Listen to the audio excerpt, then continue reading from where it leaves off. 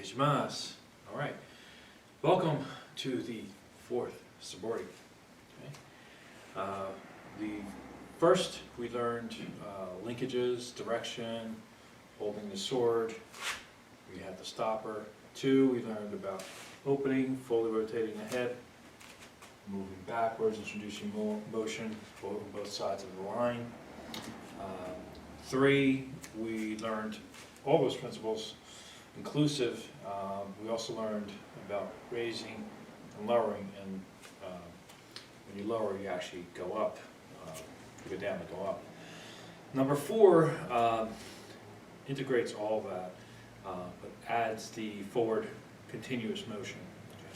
There's also a pivot parry that will also be in there when you're practicing. There's a couple different ways we can talk about later on about practicing, whether you practice in place or you practice with some moving space outdoors. So there's benefits to both, and different approaches to both that could emphasize different things for you. All right. So basically, number 4, you just basically would start with a forward motion, and it's just like you're rowing. Right? So you have your extension, you have your hami, proper sit. This is going to push out, you're going to move forward. Okay? Again, you shouldn't go too forward where you're tipping over. Right? That's not good. So what you want to do is move forward, elbows down, okay, and you have the balance here. Okay. As you move forward, you're going to use your front foot to vector, okay, which is just not going straight or walking out like that, okay, or walking straight like this, okay. So you want to put that direction, even though you may start here, you're staying on line with the sword and your intention. However, your foot that's coming out is going to go through as if you're knock-kneed, ultimately, okay?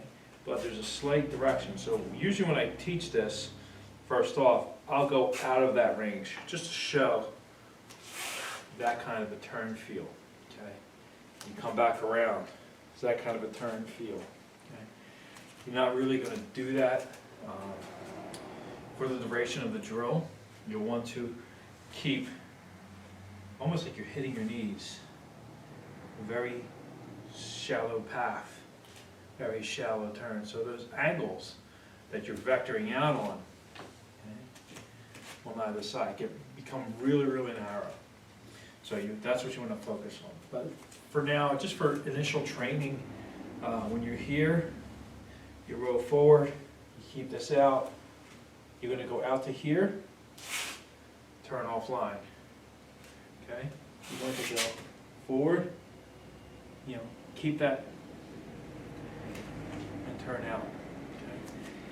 That will become smoother over time. And if you think of this as the, in Goju-Ryu, you have your stance, you have your kata, Sanchin specifically, where you have your stance like this, that's designed not to have a kick go up to the groin. Okay? So it's almost the same kind of feel that you have there, that you're getting together here, but you're going offline, then you're using your whole body and hip to spin around. Again, going in, very tight, spin out like that. Okay? So from a side motion, it'll appear the row, off angle, spin.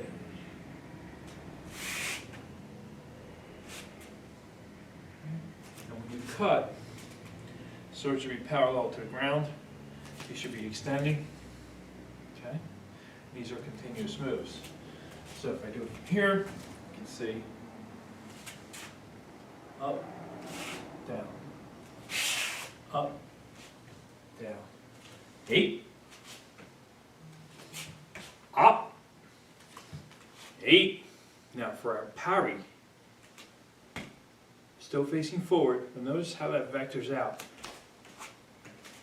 Similarly, this is what's happening.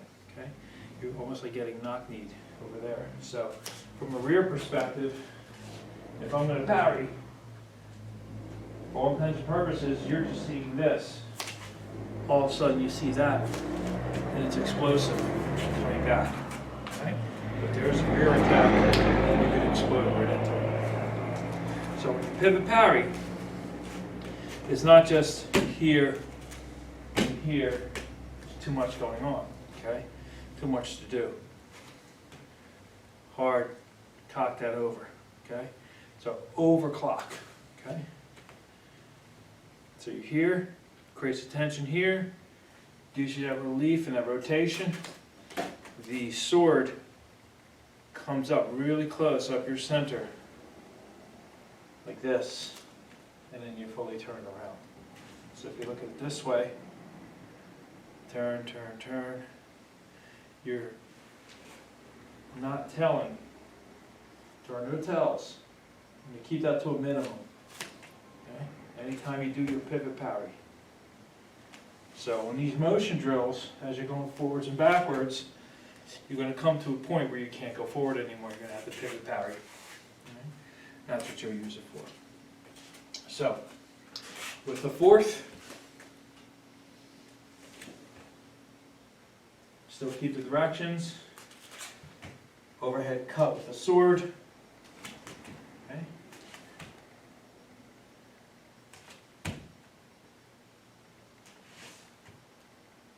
And here, you fill this void. This stays here. And you go in and fill that void. Okay. That allows for two things. If someone is coming behind you, then you can turn while keeping that distance away from whatever might be coming at you, because you don't know what that is yet, okay, until you're facing it. So instead of just turning in place, you're now here as opposed to here, okay? So keep that in mind when you do your pivot parry. So if you were here, you're going to go into that. The sword stays pretty much where it's supposed to be. That's down straight down the middle of your back. Forward cut. Up. Forward cut. And what makes the sword come up is your body. What makes it come down is that turn. Okay? Your hands are always guides. And that is before Sabori. Onegaishimasu.